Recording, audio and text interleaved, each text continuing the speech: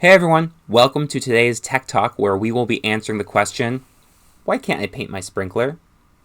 Well, the easy answer is go over to NFPA 13 and it says you can't.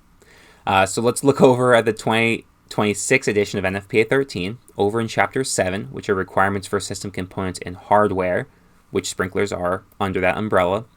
7.2 are sprinklers. 7.2.5 are special coatings.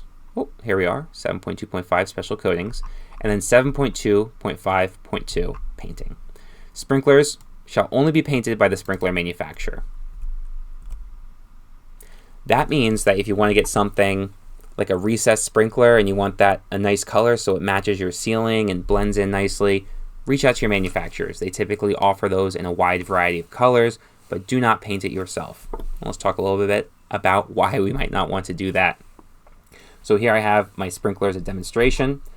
We have our sprinkler deflector, we have our thermal element, and we have a plug right here, and that's what I want to talk about. So your thermal element will heat up, reach a certain temperature, it will burst, hopefully this plug will dislodge, and water will flow out of the orifice that has a certain K factor.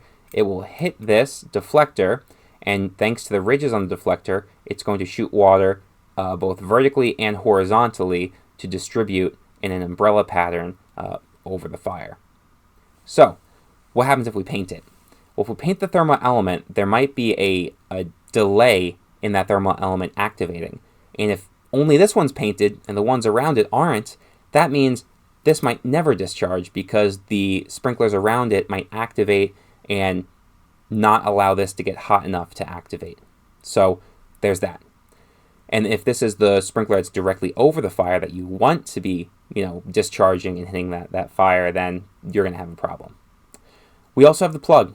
The plug can get lodged with paint, and so if that doesn't dislodge, even when the thermal element activates, even if that activation is delayed by the paint, if this still is stuck in and the pressure from the water isn't enough to break the seal of the paint, you're not going to have any water discharge.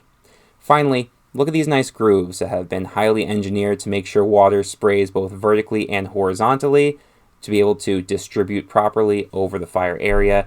If those get filled in with paint, you are not going to have that equal distribution that you're looking for, and you're not going to have the effectiveness of this sprinkler.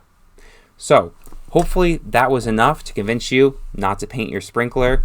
I guess I'll do one more if we have this, which is a hidden sprinkler or a concealed sprinkler.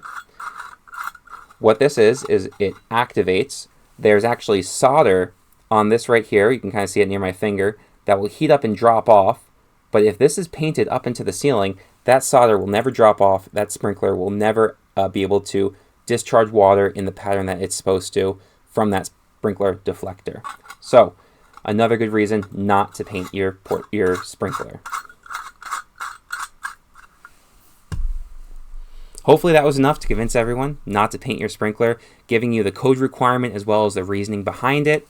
Thank you so much for joining us and have a nice day.